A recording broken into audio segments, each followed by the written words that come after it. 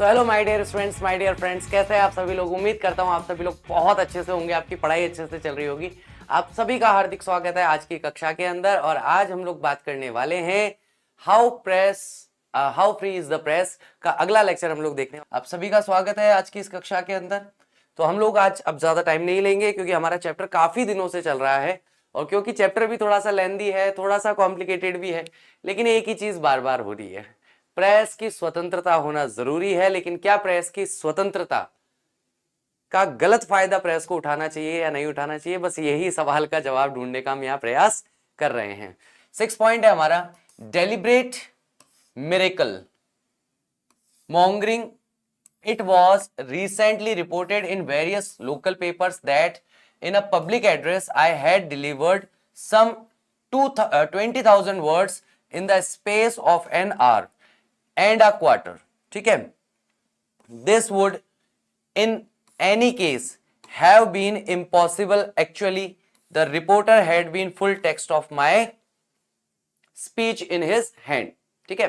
तो भाई जानबूझ करके किसी भी बहस का, है ना, डिलाइबरेट का मतलब होता है जानबूझ करके।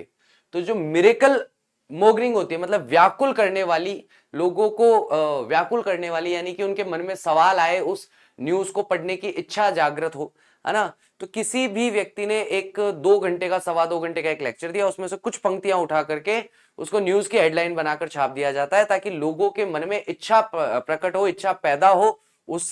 पूरे आर्टिकल को पढ़ने के लिए। ठीक है, चलिए, it was recently reported in various local newspapers that, अभी रिसेंट में ही, यानी अभी कुछ समय पहले ही, रिसेंटली का मतलब होता है कुछ समय पूर्व ही रिपोर्ट किया गया था, यानी कि एक खबर को छापा गया था अलग अलग लोकल न्यूज़पेपर में, इन अ पब्लिक एड्रेस के, जहां पर एक पब्लिक एड्रेस यानी कि लोगों को मैं संबोधित कर रही थी। I had delivered some 20,000 words, मैंने लगभग 20,000 शब्दों की एक स्पीच दी थी, एक भाषण दिया था, लगभग 2.25 घंटे में। कितने समय में? लगभग 2.25 घंटे में। ठीक है,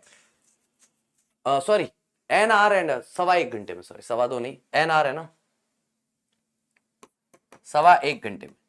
1.25 घंटे के अंदर कितना दिया गया था? तो 20,000 वर्ड मैंने बोले थे। This would in any case have been impossible, तो किसी भी तरीके से आप देख लीजिए, ये लगभग असंभव है वास्तविकता में किसी भी रिपोर्टर के लिए कि उसके पास मैंने जो कुछ बोला वो सारा का सारा टेक्स्ट फॉर्म में यानी कि लिखित फॉर्म में उसके पास अवेलेबल हो, जो भी मैंने स्पीच दी थी वो उसके हाथों में हो, ऐसा संभव नहीं है। And could have seen for himself that it consisted of almost exactly 8,000 words, और ऐसा भी हो सकता था कि उसने अपने आप को इस तरीके से देखा हो कि भाई जो स्पीच दी गई है उसमें एग्जैक्टली 8,000 शब्द ही थे। The error was thus precisely 150%, a useful figure on which to base one's assessment of truth in reporting. तो लगभग उनके पास, यानी कि जो पत्रकार है उसके पास क्या है, 8,000 शब्द हैं, और मैंने स्पीच में कितने शब्द कहे हैं? लगभग 20,000 शब्द कहे गए। तो 20,000 का तो 1.5 गुना हो गया, है ना, 150% हो गया। तो जितना उसके पास डेटा है उससे 150 गुना मैंने कहा। तो ये एक बहुत ही यूजफुल फिगर हो सकता है जिस पर कोई भी व्यक्ति एस्टिमेट लगा सकता है कि भाई उस रिपोर्ट में कितना सत्य है और कितना सत्य नहीं है। मतलब मेरी कही गई बात को पार्शियली या थोड़ा सा उठा करके छाप दिया जाए। ठीक है, of these 6 forms of miss representation, और ये जो 6 तरीके बताए गए हैं जिसमें गलत तरीके से किसी न्यूज को प्रस्तुत किया जाता है, the first 2 are the most dangerous, उसमें से पहले और दूसरे नंबर का सबसे ज्यादा खतरनाक है। देयर इज नो रेमेडी का मतलब ऐसा कोई कानून नहीं है अगेंस्ट देम, ऐसे पत्रकारों के विरुद्ध कोई काम किया जाए उसके लिए कोई कानून नहीं है। They do not come with in the narrow range of the law of liable, वो बिल्कुल नैरो रेंज में भी नहीं आते हैं, नजदीक भी नहीं आते हैं अपनी लाइबिलिटी को लेकर के कि भाई जो भी उन्होंने किया है उसके लिए वो क्या हो, उसके लिए उन्हें जिम्मेदार ठहराया जाए, उस बात के करीब भी नहीं आते हैं। For to misrepresent a man's attitude, जहां पर वो तोड़ मरोड़ करके मिस रिप्रेजेंट करें, यानी गलत तरीके से लोगों के सामने रखें किसी भी व्यक्ति के एटीट्यूड को, नजरिए को, ओपिनियन को, राय को, इज नो ऑफेंस, उसे किसी भी तरीके से कोई दोष या अपराध नहीं माना जाता है। यानी कि न्यूज़पेपर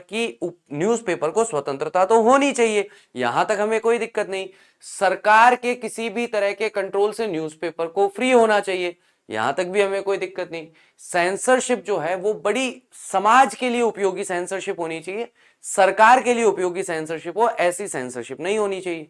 ठीक है भाई, यहां तक की बात मान ली। लेकिन भाई क्या ये जो प्रेस है ये किसी भी बात को उठा करके मिस इंटरप्रिटेशन कर देते हैं या मिस रिप्रेजेंटेशन करते हैं, किसी की कही गई बात को गलत तरीके से रिप्रेजेंट करते हैं और उनको ऐसा करने से रोका जाए, उसके लिए कोई कानून भी नहीं बना हुआ है, कोई लॉ भी नहीं बना हुआ है, तो क्या ऐसे लोगों के लिए कुछ किया जाना चाहिए कि नहीं किया जाना चाहिए? क्योंकि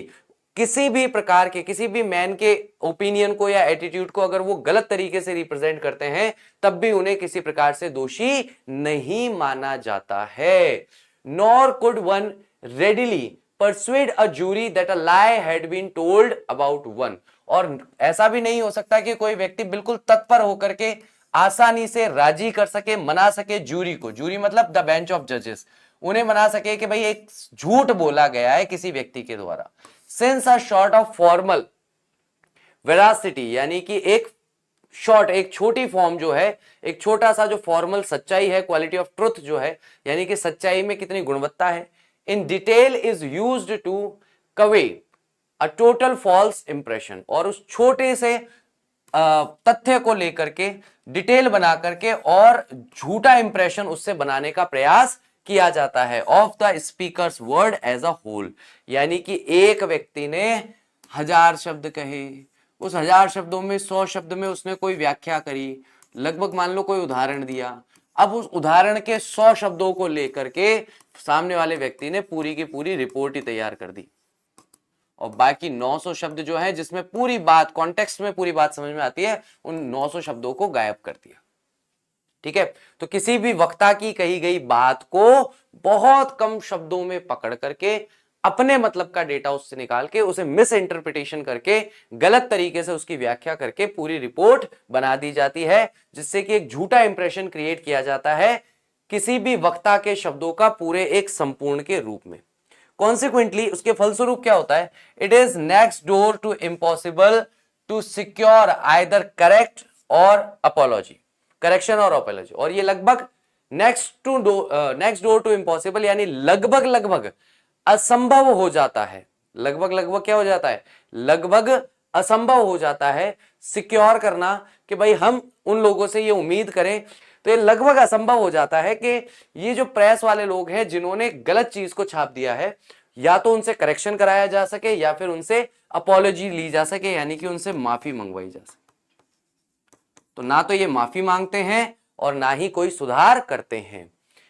Which brings to us, जो कि हमारे सामने लाया जाता है, फ्लैट सप्रेशन, यानी कि सीधे तौर पर किसी भी चीज पर दबाव डाला जाता है या किसी भी चीज को कुचल दिया जाना। फ्लैट मतलब बिल्कुल सीधा आगे बढ़ के उसको कुचल के समाप्त कर दिया। लेटर्स ऑफ प्रोटेस्ट में बी रिटन, प्रोटेस्ट यानी कि विरोध करने के लिए पत्र जो हैं उन्हें लिखा जा सकता है, विरोध के पत्र लिखे जा सकते हैं। दीज मे बी, अब अगर आप विरोध करने के लिए पत्र लिखते हो तो इनके साथ और क्या क्या हो सकता है, तो सबसे पहला चीज इग्नोर्ड। पहली चीज तो ये होगी कि अगर आप पत्र लिख करके उन्हें बताएंगे कि भाई आपने गलत बोला है, आपने गलत छापा है, आप इसके लिए माफी मांगिए, इसमें सुधार कीजिए, तो उनके लिए सबसे पहला और सबसे इजी काम क्या होता है, वो आपके इस पत्र को इग्नोर कर दें। प्रिंटेड इन फुल और इन पार्ट,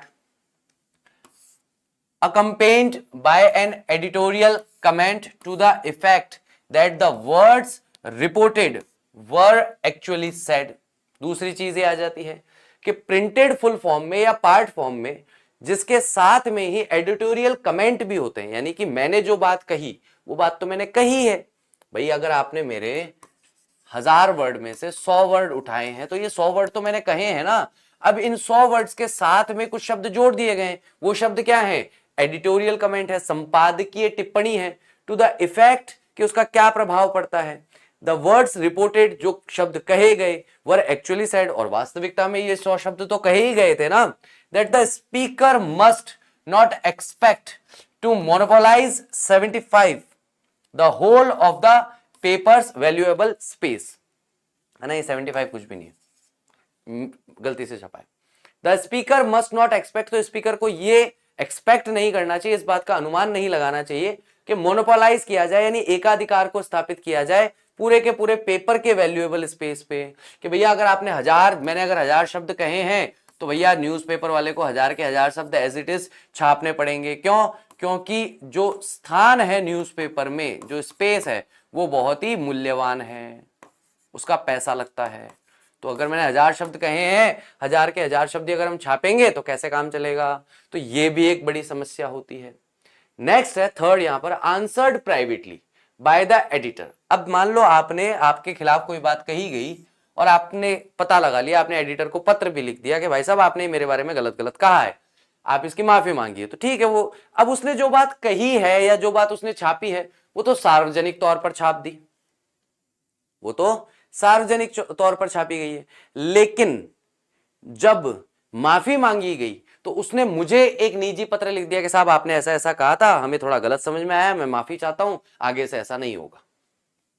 तो इसका क्या तात्पर्य निकला? इसका क्या मतलब निकला? इसका सीधा सीधा तात्पर्य ये निकलेगा, इसका सीधा सीधा मतलब ये निकलेगा कि भैया आंसर जो आपको दिया जाएगा वो प्राइवेटली दिया जाएगा, निजी तौर पर दिया जाएगा, लेकिन आपके बारे में जो छापा जाएगा वो सार्वजनिक तौर पर छापा गया है बाय द एडिटर, संपादक के द्वारा। Manoeuvre that does nothing to correct the false impression, ये एक ऐसा छल है, एक ऐसा धोखा है जो कुछ भी ऐसा नहीं करता कि जो भी फॉल्स इंप्रेशन, जो भी गलत प्रभाव पड़ा है उसे सही करने का कार्य किया गया हो। Left in the public mind, जो गलत प्रभाव या फॉल्स या झूठा इंप्रेशन जो पब्लिक के दिमाग पर डाला गया उसे सुधारने के लिए कुछ भी नहीं किया जाता। Only occasionally and usually from a provincial paper does one receive full apology and correction. आप अगर देखेंगे तो कभी कभार ही ऐसा होता है कि सामान्यतः एक फॉर्म होता है जो स्थानीय पत्र का, वे क्या करते हैं, वे लोग पूरी की पूरी अपॉलॉजी सही तरीके से लिखते हैं और करेक्शन करके भी उसे छापते हैं। लेट मी कोट मतलब कोट का मतलब होता है कोटेशन देना। कोटेशन देने का मतलब क्या होता है? किसी व्यक्ति के द्वारा कही गई बात को यथावत कह देना, जिसको आप कहते हो डायरेक्ट स्पीच। डायरेक्ट स्पीच कहते हो, वो डायरेक्ट स्पीच एक्चुअली कोट ही होता है, क्योंकि जिस व्यक्ति ने जो बात कही है उस बात को यथावत दोहरा देना, यथावत उस बात को रिपीट कर देना ही क्या कहलाता है? यहां पर वो कोट कहलाता है। ठीक है, तो होनोरिस कॉसा ने कहा है, a note return to me, जो उन्होंने एक नोट मुझे लिख करके कहा था, फ्रॉम एन एडिटर, जो कि एक एडिटर का था, ऑफ द ओल्डर स्कूल, जो पुराने जमाने के या पुराने जमाने के तरीके से चलता था। Thank you for your letter, सबसे पहले उन्होंने लिखा आपके पत्र के लिए धन्यवाद। Which we try to preserve our reputation for balanced news, हम लोग कोशिश करते हैं कि हम अपना सम्मान, अपनी प्रसिद्धि या अपना, तो यहां पर जो पुराने जमाने के या पुरानी विचारधारा, ओल्ड स्कूल का मतलब होता है पुरानी विचारधारा के जो एक न्यूज़पेपर एडिटर थे, उन्होंने पत्र लिखा। सबसे पहले उन्होंने लिखा आपके पत्र के लिए बहुत बहुत धन्यवाद। We try to preserve our reputation, हम अपनी प्रसिद्धि बचाने की या अपनी प्रसिद्धि की रक्षा करने की या सुरक्षित करने की उसका प्रयास करते हैं फॉर बैलेंस्ड न्यूज, ताकि हम एक संतुलित समाचार दे सकें। Here are 3 old fashioned words, यहां पर आपको 3 पुराने फैशन के शब्द दिखाई देंगे। सबसे पहला कौन सा है? ड्यूटी, दूसरा है रेपुटेशन, तीसरा है balanced. Do they still represent what the reader demands, क्या वो वास्तविकता में उसी चीज को दर्शाते हैं जो रीडर आपसे मांग करता है ना? कि रीडर आपसे किस तरह की न्यूज की मांग कर रहा है, कि आप वो चीज, रीडर्स की डिमांड आप फुलफिल करते हैं, या एक्सपेक्ट्स, या जो रीडर आपसे एक्सपेक्ट करता है, एक्सपेक्ट करने का मतलब भी चाहता है। ठीक है, फ्रॉम फ्लीट स्ट्रीट, जो कि फ्लीट स्ट्रीट से आपसे चाहता है। फ्लीट स्ट्रीट मतलब बाजार में क्या हो रहा है, फ्लीट स्ट्रीट का मतलब बाजार में क्या कुछ हो रहा है, वास्तविकता में क्या हुआ, हम तो आपसे वास्तविकता जानना चाहते हैं। भाई एक न्यूज़पेपर रीडर के तौर पर मैं तो वास्तविकता में क्या हुआ है वो जानना चाहूंगा। मुझे थोड़ी चाहिए कि आप उसमें नमक मिर्ची डाल करके दो, मुझे तो नहीं चाहिए। ये तो आप लोग नमक मिर्ची डाल के देते हो, जिससे आपने अपने रीडर का टेस्ट खराब किया है ना? To get misleading statements corrected एंटेल्स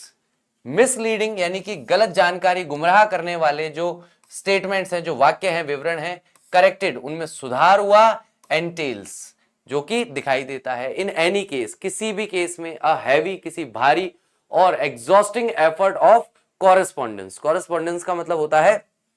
पत्राचार, यानी कि आप बहुत ज्यादा कोशिश करोगे, बहुत ज्यादा प्रयास करोगे, बहुत ज्यादा बार बार पत्र लिखोगे, तब जाकर के आप देख सकते हो कि भैया कुछ आपका सुधार किया गया है। For the falsehood may be syndicated all over the world overnight. और किस चीज का सुधार किया गया? उस झूठ का जो कि फैला दिया गया है पूरे दुनिया भर में, वो भी रातों रात, ओवरनाइट। बताया था ना, कल एक एग्जांपल दिया था बेंगलोर वाला, है ना, कि वहां पर कुछ ऐसी घटना हुई, लड़के को रातों रात, है, मैं वो वर्ड मैं बोलूंगा नहीं, क्योंकि अब मैं बोलूंगा तो मैं भी उस वर्ड को फैलाने का दोषी बन जाऊंगा, क्योंकि जो दोष मीडिया ने किया है, मैं उस दोष में उनके साथ सम्मिलित नहीं होना चाहता। तो कुछ गलत शब्द उस लड़के के लिए रातों रात प्रसारित कर दिए गए, ठीक है। तो क्या अब उसको ठीक कराने के लिए वो लड़का क्या कर सकता है, ठीक है? And appear simultaneously in several 100 papers. और वही चीज, वही फॉल्सहुड, वही गलत बात, वही गलत जानकारी जो है, साथ हुए अगर हम बात करते हैं, इन एडिशन, अगर इसी के साथ और जोड़ते हुए अगर मैं बात कहूं, if one makes a fuss or ventures to accuse the newspapers of lack of veracity, there always lurks in the background the shadow of genteel blackmail। तो अगर हम देखते हैं कि अगर कोई भी व्यक्ति कोई फसाद खड़ा करता है, या कोई भी व्यक्ति एक फस करता है, या वेंचर करता है, वेंचर करना मतलब फैलाने का काम करता है, तो अक्यूज टू न्यूज़पेपर, जब हम लोग आगे बढ़ते हैं, जब हम प्रयास करते हैं न्यूज़पेपर पर आरोप लगाने का, ऑफ लैक ऑफ वेरासिटी, कि भाई ये सच्चाई नहीं छापते हैं, there always lurks in the background, तो पीछे बैकग्राउंड में कहीं ना कहीं एक चीज झूलती रहती है, घूमती रहती है, वो क्या है? The shadow of gentle blackmail, एक गंभीर रूप से किसी को ब्लैकमेल करने का जो प्रयास है, वो बहुत ज्यादा घूमता रहता है, ठीक है। एनी पब्लिक पर्सन, कोई भी पब्लिक पर्सन है, कोई भी व्यक्ति, नॉर्मल जो व्यक्ति है, चाहे वो राइटर हो, चाहे वो स्पीकर हो, चाहे वो एक्टर हो, चाहे वो पॉलिटिशियन हो, is subtly made to feel that if he offends the press he will suffer for it। निश्चित तौर पर कोई भी लेखक, कोई भी वक्ता, कोई भी अभिनेता, कोई भी राजनेता, है ना, इनको हमेशा एक डर सताता रहता है, ये हमेशा एक डर के उसमें जीते हैं, ठीक है, एक डर के वातावरण में, एक डर के माहौल में जीते हैं। तो सटली वो ऐसा महसूस करते हैं कि अगर उन्होंने ऑफेंड किया, अगर उन्होंने नाराज किया प्रेस को, तो निश्चित तौर पर उन्हें इसकी सजा मिलेगी, उन्हें इस नाराजगी का फल भुगतना पड़ेगा। He will suffer for it. Suffer का मतलब पीड़ित होना, परेशान होना, तो वो इस चीज से पीड़ित या परेशान जरूर होंगे। No threat of course is openly uttered. हालांकि कोई भी धमकी निसंदेह खुलकर नहीं दी जाती है, but books and plays may be unfavorably noticed or silently ignored. Allusions sneering through not actually libellous may crop up in the gossip columns। ठीक है, तो आपको कभी भी कोई प्रेस वाला खुलकर धमकी नहीं देगा, है ना, खुलकर कोई प्रेस वाला आपको धमकी नहीं देगा कि आपने अगर हमें नाराज किया तो हम आपको देख लेंगे, हम आपकी पब्लिक इमेज बिगाड़ देंगे। ऐसा नहीं होता कि खुलकर कोई धमकी दे, बल्कि उसकी जगह क्या किया जाता है, जो भी किताबें हैं या जो भी प्लेज हैं, मतलब किताबें मतलब राइटर्स के, या जो भी स्पीचेस हैं, या जो भी नाटक किसी ने लिखा है, या जो भी एक्टिंग किसी ने किसी फिल्म में की है, मे बी अनफेवरेबली नोटिस्ड, यानी कि उसे अनफेवरेबल मान करके उसको प्रतिकूल रूप से देखा जाता है। साइलेंटली इग्नोर्ड, अगर उसे आपको प्रमोट नहीं करना है तो चुपचाप से उसे नजरअंदाज कर दिया जाता है। एल्यूजन्स, है ना, यानी कि उपेक्षित संकेत वहां देखने को मिलते हैं। स्नीरिंग थ्रू नॉट एक्चुअली लिबेलियस, और यहां पर स्नीर किया जाता है, उसको टाला जाता है, जिसमें वास्तविकता में स्वतंत्रता नहीं है। में crop up the gossip column, और उसे क्रॉप कर दिया जाता है, हटा दिया जाता है, काट दिया जाता है गॉसिप कॉलम से। अब इसको एक सीधी तरीके से समझो, भाई मैं एक बुक राइटर, तो मैं चाहूंगा ना कि जब भी मैं कोई नई किताब लिखूं तो न्यूज़पेपर वाले आए, उसकी तारीफ करें, वो सबको कहें अरे बहुत अच्छी किताब है, बहुत बढ़िया किताब लिखी है, लोगों को इसे खरीदनी चाहिए, पढ़नी चाहिए, लोगों को बड़ा अच्छा नजरिया मिलेगा। लेकिन अगर मैं पहले से प्रेस वालों से पंगे लेके बैठा हूं तो क्या होगा, या तो मेरी किताब के बारे में कुछ छापा ही नहीं जाएगा, सबसे बढ़िया तरीका है तो प्रमोशन खत्म हो गया, जीरो हो गया,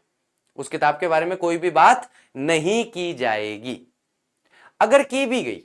तो बड़ी वो किसी इंसान को बना भी सकती है, तो किसी इंसान की प्रसिद्धि को खराब भी कर सकती है, किसी इंसान को प्रसिद्ध भी कर सकती है, तो किसी इंसान की प्रसिद्धि को बिगाड़ भी सकती है। Books which venture to criticise the press are, और ऐसी किताबें जो इसलिए छापी गई हैं, जो समीक्षा करती हैं या एक तरह से निंदा करती हैं प्रेस की वो कौन सी है? देयर फॉर रेयर, इसलिए ऐसी किताबें आपको दुर्लभ ही देखने को मिलेगी। Nor is it easy to find a paper honest enough to print an article on the subject, और ये बड़ा मुश्किल हो जाता है, ये बहुत आसान भी नहीं है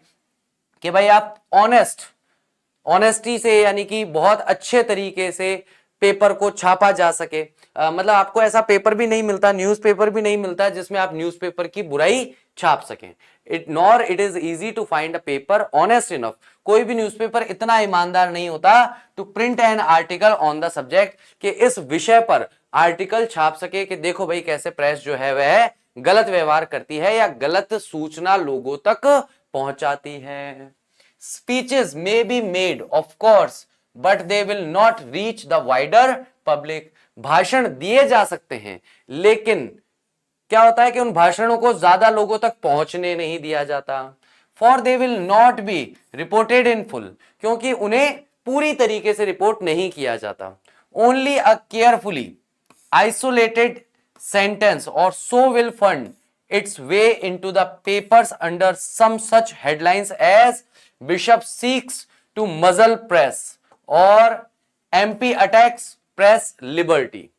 ये सबसे बड़ी समस्या है, केवल और केवल सावधानी पूर्वक उस चीज को अलग किया हुआ जो सेंटेंस है, या फिर फंड इट्स वे, जिस तरीके से उसको पैसा मिलता है, इनटू द पेपर्स, यानी कि जिस तरीके से फंड किया जाएगा पेपर्स के अंदर उसे, अंडर सम सच हेडलाइंस, तो कुछ ऐसी हेडलाइन आपको देखने को मिलेगी। बिशप सीक्स टू मजल प्रेस, यानी कि बिशप जो है वो प्रेस को परेशान करने की कोशिश कर रहे हैं, या फिर एमपी अटैक्स प्रेस लिबर्टी, अगर प्रेस ने कुछ गलत किया है और उसके बारे में आप खुल के प्रेस के सामने बोल दो तो वहां पर क्या होता है,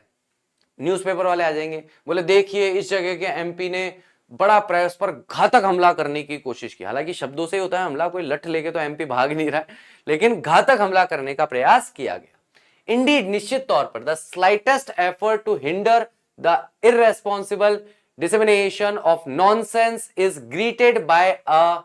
कॉन्क्रीटेड हाउल। निश्चित तौर पर थोड़ा सा भी अगर एफर्ट किया जाए कि जो गैर जिम्मेदाराना रवैया है, प्रचार प्रसार है या बकवास जो है, वो ग्रीट की जाती है एक कॉन्क्रीटेड हाउल के साथ, यानी कि एक सम्मिलित शोर शराबे के साथ। This is a threat to the freedom of press, यानी कि आप प्रेस के बारे में कुछ भी कहो, प्रेस अगर स्वच्छंदता से कुछ भी छाप रही है, सच गलत, सच्चा झूठा, अच्छा बुरा कुछ भी,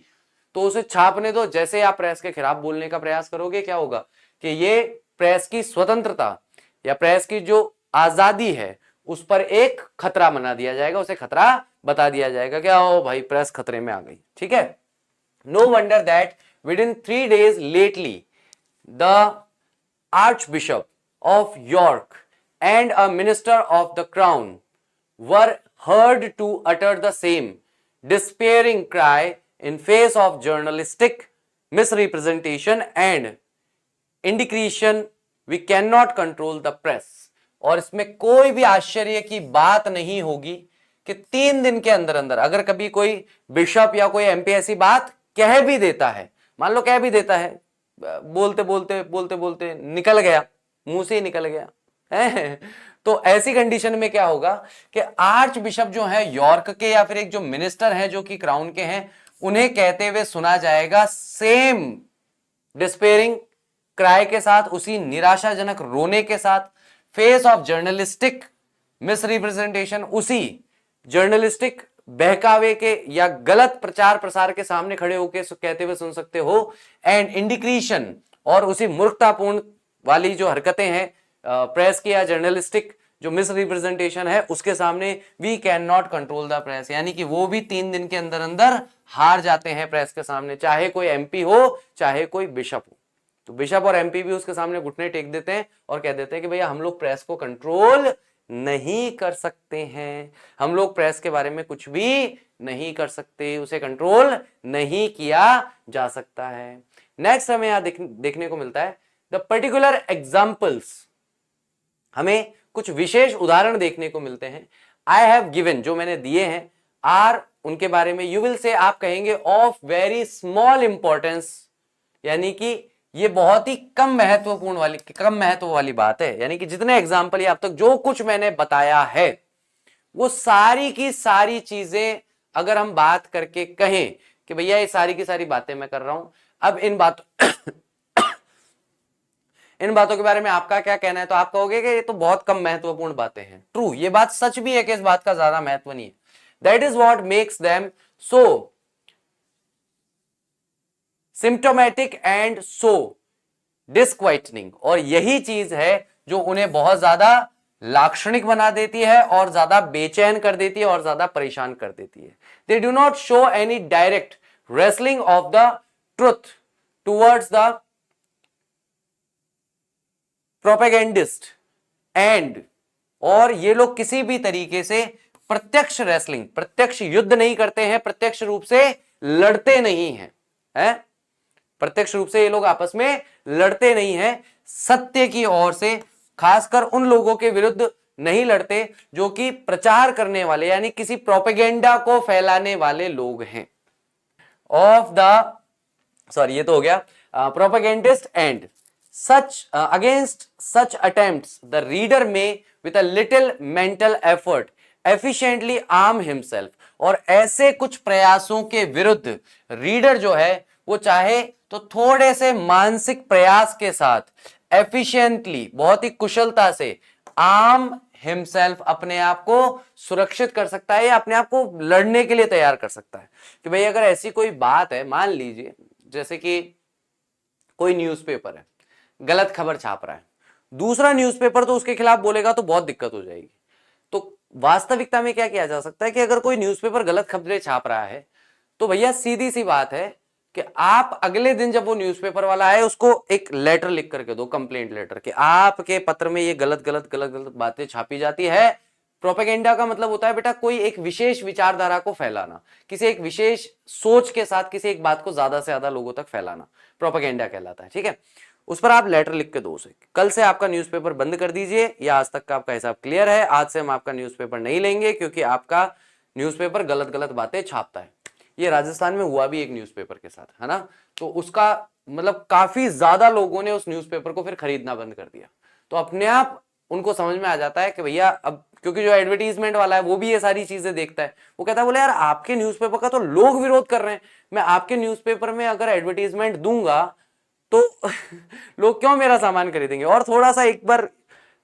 सा एक आध धमकी पत्र उनको भी दे दो जो उनके न्यूज़पेपर में लगातार एडवर्टीजमेंट देते हैं कि आप एक गलत न्यूज़पेपर के साथ जुड़े हैं, अगर आप उनके साथ जारी रखते हैं हम आपके सामान का भी बहिष्कार करेंगे। अब बात खत्म हो गई, न्यूज़पेपर बर्बाद हो गया। ठीक है, ये चीज है। What they do clearly show is an all preventing carelessness about veracity. और जो आम जनता की हम बात करें तो आम जनता क्लियरली ये दर्शाती है कि उन्हें केवल और केवल वे लापरवाही से जो सच्चाई उन तक पहुंचनी चाहिए उस सच्चाई के बारे में वो बहुत ज्यादा लापरवाह हैं। पेनिट्रेटिंग एवरी कॉलम, जो कि पेनिट्रेट करते हैं, पेनिट्रेट का मतलब होता है वैसे तो छेद करने के अर्थ में आता है लेकिन फाड़ते हैं हर कॉलम को। Creeping into the most trifling dam of news, और ज्यादा जो ट्रिफलिंग यानी कि हलचल मचाने वाली जो खबर होती है ऐसी खबरों को ज्यादा देखते हैं। स्मगलिंग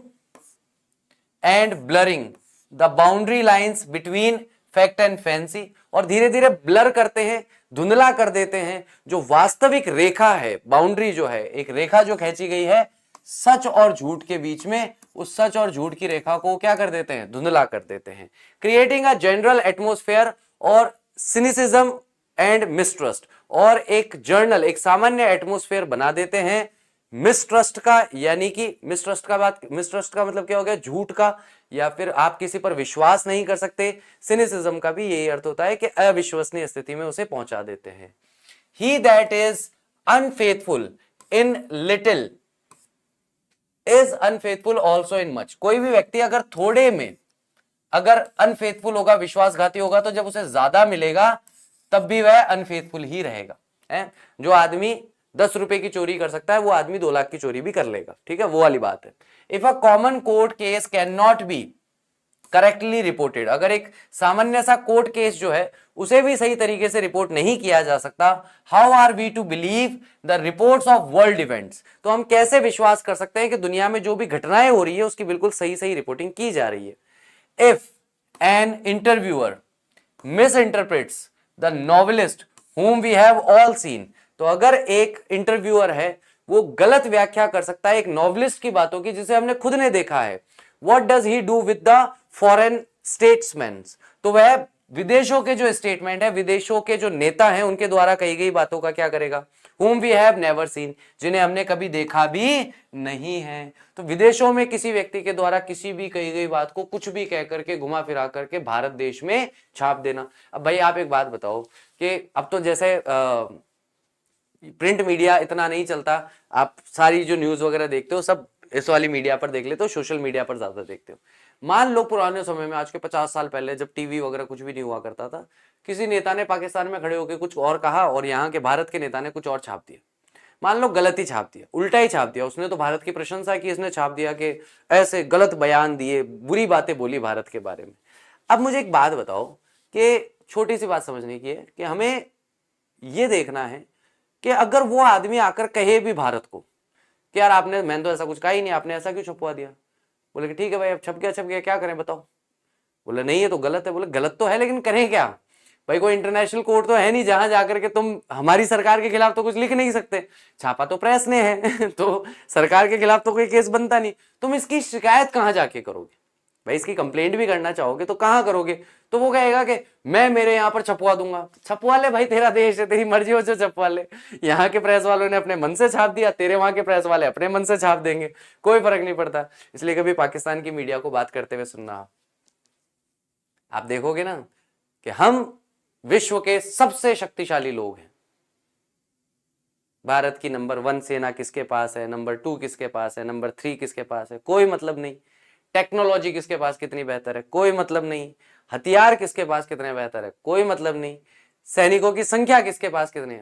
कोई मतलब नहीं, बस बैठ करके कुछ भी बोल दिया, जो मन में आता है, जो वहां के लोग सुनना चाहते हैं वो बोल देते हैं। तो ये मिस इंटरप्रिटेशन है, ये गलत है, ऐसा नहीं होना चाहिए। If the papers can be convicted of false emphasis, अगर पेपर, न्यूज़पेपर को अगर अपराधी माना जा सकता था गलत चीजों पर जोर देने के लिए, ग्रैबलिंग के लिए, इनएक्यूरेसी, अशुद्धता के लिए, रिवर्सल ऑफ द फैक्ट, किसी भी तथ्य को घुमा फिराकर बोलने के लिए, रैंडम इन्वेंशंस, ऐसे ही चलते फिरते कुछ आविष्कार करने के लिए, मिरेकल मॉन्गरिंग या flat suppression in cases where such distortions are advantage to nobody. तो जहां पर ये सारी की सारी चीजें, सारे पॉइंट्स हम पढ़ के आए 6 पॉइंट, इन सारे के सारे चीजों को अगर केस में हम बनाते हैं जहां पर तोड़ना मरोड़ना जो है वो एडवांटेज देता है, किसी को भी नहीं, टू नोबडी, यानी इससे किसी भी व्यक्ति को किसी तरह का लाभ प्राप्त नहीं हो रहा है, एडवांटेज नहीं मिल रहा है। What are we to suppose about those cases in which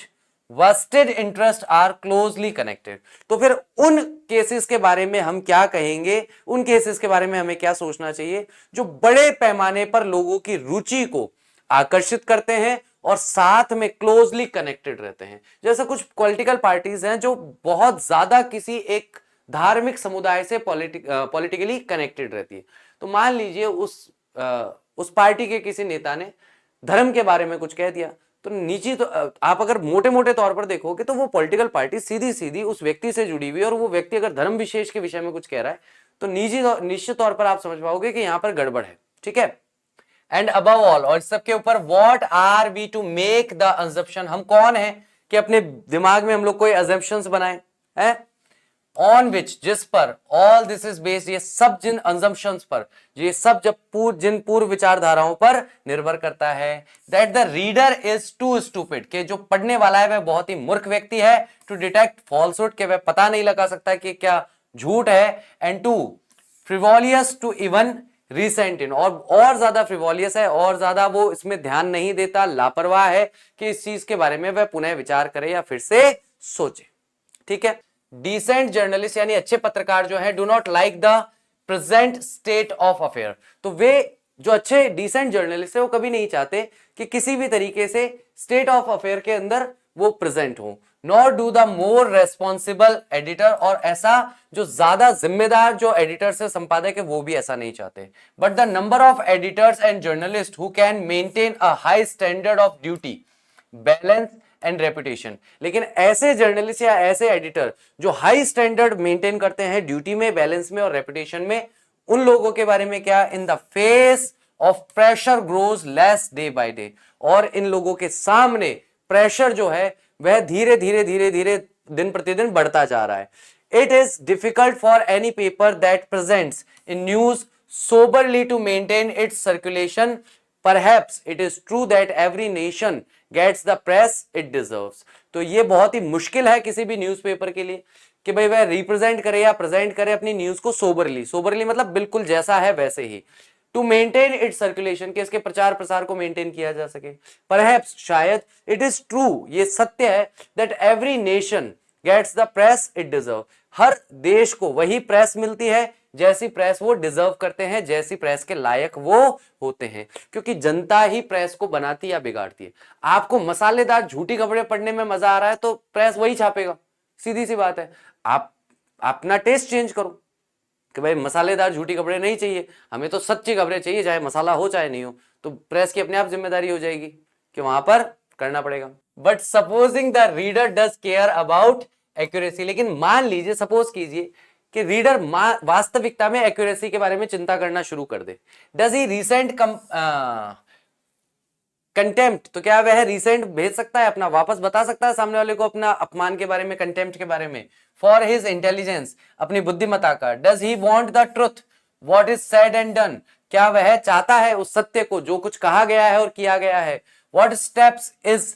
he to take, उसके पास क्या है कि वो क्या कदम इस पर उठा सकता है, how is he to get the facts which are withheld और स्मूदर्ड अंडर दीज माउंटेन्स, तो यहां पर क्या है कि कौन से कदम जो है वह उठा सकता है जिससे कि उसे फैक्ट्स या तथ्यों के बारे में पता चले, जिसे वो पकड़ सकता है, विदेल्ड कर सकता है, smothered under these mountains of distortions and absurdity, तो ये मूर्खता और गलत बात फैलाने के बीच के जो रूपी जो बड़े बड़े पहाड़ है उनके सामने वो कर ही क्या सकता है, how is he to make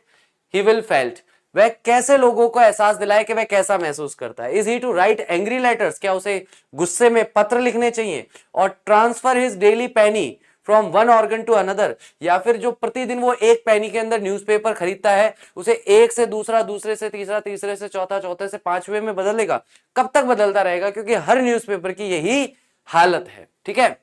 okay, will anybody care if he does, क्या किसी को परवाह भी अगर वह करता है तो, they will care if protest in sufficient numbers, वे लोग केवल तभी परवाह करते हैं जब एक पर्याप्त संख्या में लोग आकर के विरोध करें, but is penny is a small weapon to oppose against, लेकिन एक पेनी, एक पैसे का जो न्यूज़पेपर खरीद रहा है बहुत ही छोटा हथियार है ऐसे बड़े बड़े the vested interest and the pooled money of the great combines, तो जिनके पास बहुत ज्यादा पैसा भी है, बहुत ज्यादा शक्ति भी है, उनके सामने अगेंस्ट, उनके विरुद्ध में क्या करने के लिए, विरोध करने के लिए बहुत ही छोटा हथियार है। ठीक है, the helplessness is a measure of the freedom, तो निस्सहायता या लाचारी जो है वो मेजर है उस स्वतंत्रता का विच द प्रेस एंजॉय, जो प्रेस आनंद में लेती है, but is the reader free, तो हाउ प्रेस इज फ्री, तो ठीक है, लेकिन क्या रीडर जो है, जो न्यूज़पेपर पढ़ने वाला है, क्या वो वास्तविकता में वो भी फ्री है। The common has a vote in parliament, he has a parliamentary representative, तो सबसे सामान्य चीज जो है उसके पास एक वोट है जो है संसद में, पार्लियामेंट में देता है, और उसके पास एक पार्लियामेंट का एक प्रतिनिधि भी है, रिप्रेजेंटेटिव भी है, whom he can badger and heckle and whose tenure or office rests upon his consent, उसको वो थोड़ा हिला सकता है, झंझोड़ सकता है, उसको वो जाकर के अपनी बात कह सकता है। जिसके टेन्योर के अंदर ऑफिसर जो हैं वो सारे के सारे उसके कंसेंट उसके अनुसार चलते हैं। If he likes to make use of the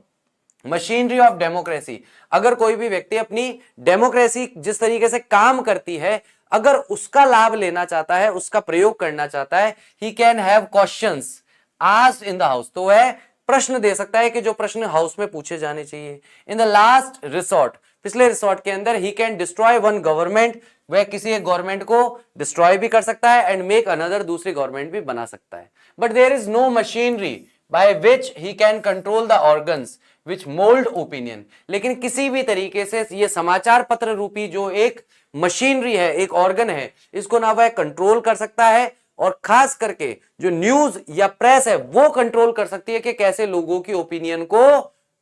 mould करना है, कैसे उनकी विचारधारा या उनका जो चॉइस है उसको बदलना है। मान लीजिए आप ए पार्लियामेंट वाले को, एमपी को वोट देना चाह रहे हैं, लेकिन उसके सारी खबर इसके माइनस माइनस माइनस छप रही है, इसके प्लस प्लस प्लस छप रही है, तो आपका दिमाग भी क्या करेगा, ए को वोट नहीं देते, छोड़ो बी को वोट दे देते। ये तो प्रेस कर ही सकता है। फॉर दैट, इसके लिए his sole resource is a penny a day, और उसके लिए पूरा रिसोर्स, पूरा संसाधन उसके पास क्या है, एक पैसा एक दिन का। And this native wit and will, और ये जो मूलभूत बुद्धि और इच्छा जो है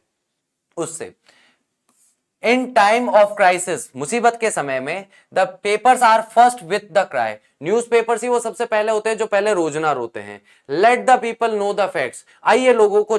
बातें जानने दें। पर but perhaps fact is a deity invoked by the people only in the last emergency, लेकिन शायद तक फैक्ट वही था जो बहुत अच्छी तरीके से, बहुत डीपली जगाया गया था लोगों में केवल तब, उस समय जब आखिरी बार आपातकाल लगा था। When the easy God's of peace have failed them, जब सामान्य समय में, जब गॉड्स ऑफ पीस जो है यानी कि जो शांति के जो भगवान हैं वो क्या करते हैं, हैव फेल्ड देम, उन्होंने उन्हें असफल कर दिया, यानी कि ज्यादा आपातकाल, ज्यादा इमरजेंसी।